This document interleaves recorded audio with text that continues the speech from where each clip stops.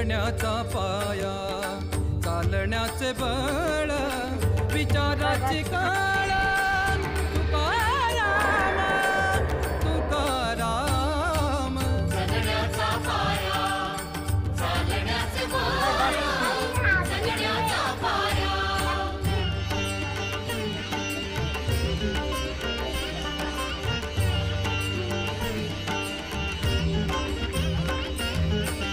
शब्दांचे इमान, अक्षरांचे रान, शब्दांचे इमान, अक्षरांचे रान, अभंगाचे पान. तुकाराम